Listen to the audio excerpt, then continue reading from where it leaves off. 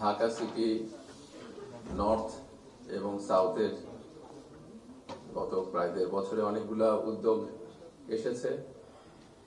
নর্থের কথা বলতে গেলে কিছুদিন আগে ফেলানি এভিনিউ আপনারা জানেন এখানে করা হয়েছে,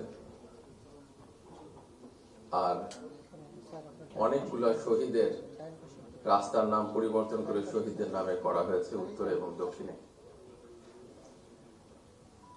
যেই বড় কাজটা সেটা হচ্ছে জলাভূমিগুলো উদ্ধার করা, কিন্তু এটা তো নাগরিক সহযোগিতা ছাড়া সম্ভব হয় না।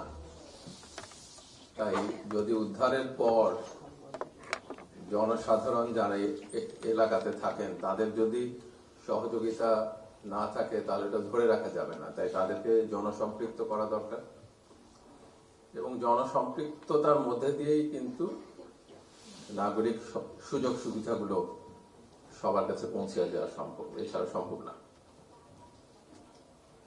1.5 বছরের মতো আগে ঢাকার রাস্তায় ছাত্ররা, শ্রমিকরা এবং জনসাধারণ রক্ত দিয়েছিলেন বাংলাদেশের পরিবর্তন আনার জন্য।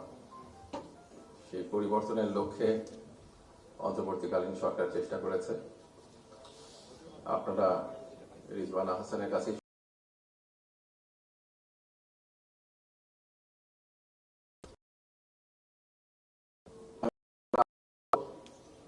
গুম, বিচার বহির্ভূত নির্যাতন এবং আয়নাঘরের দিনগুলোতে ফিরে যেতে না চাই, আমাদের গণভোটের পক্ষে অবস্থান নিতে হবে, ভোট দিতে হবে এবং পছন্দের গণপরিষদ সদস্য নির্বাচিত করতে হবে।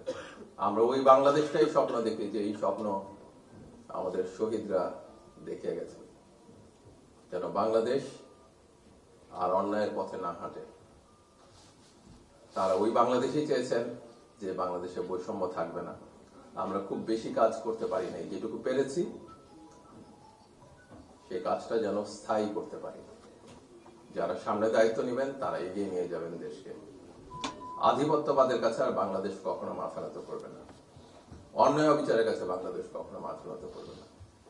এটাই আমাদের আকাঙ্ক্ষা, এবং আমি বিশ্বাস করি আজকে যারা পুরস্কার পাচ্ছেন তারাও বাংলাদেশকে সেই স্বপ্নের দিকেই ধাবিত করবেন।